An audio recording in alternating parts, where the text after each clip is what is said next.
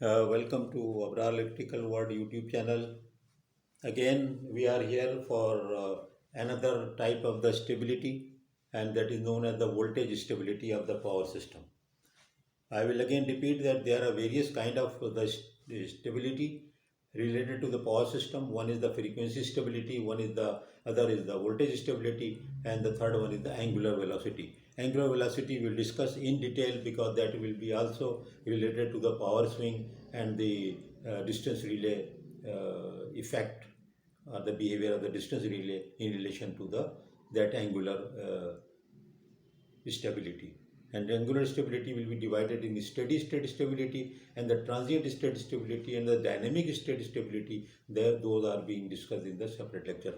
Here we are talking about the voltage stability of the power system.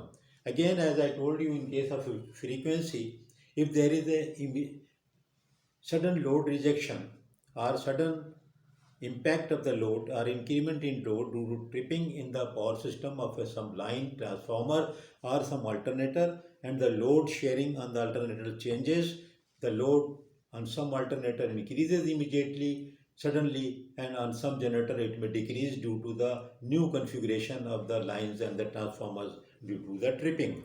So what will happen when there is extra load, immediate load on the generator? Again, it will mean that the speed will reduce. That was we discussed in the frequency. But also you know that when you draw the more current from the generator, then the internal voltage and external voltage, there will be a drop of the voltage inside the generator also and also in the line.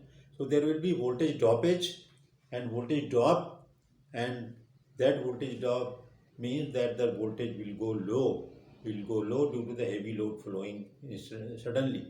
That voltage can be controlled by excitation. Again, just like the frequency, there is a time for the increment of the excitation. So it will take some time in millisecond or second, and therefore the voltage, you will have a voltage dip, and that dip should be in a certain limit, and that limit is known as the voltage stability limit, and that limit is actually plus minus 5%. So plus minus 5% is the normal limit considered. This is different from the voltage drop at the substation, which is the normally voltage drop due to the gradual load increments. That is not a sudden, and you control that with the tape changer on the transformer. That is a different thing. There is no dip, but you increase the voltage and there are automatic voltage regulator, etc. So they control the voltage. That is a different thing. But we are talking here sudden heavy load which comes on the alternator due to the tripping somewhere in the system, or heavy load rejection, the voltage goes up. So due to those, the voltage should be a certain range, and that is plus minus 5%. So whatever the voltage you have, the system voltage or the generator voltage, there is a range of plus minus 5%. So this is the steady voltage stability limit, that is plus minus 5%. The voltage should be in this range. So this is the second type of the stability, that is the voltage stability of the power system. Now in the third lecture, we will cover the angular stability of the power system. So thank you very much. Share this if you like, and please subscribe our channel. That will help us to educate our engineers everywhere here in Pakistan, or they are immigrant to Canada or North America. These are applicable to all the standards.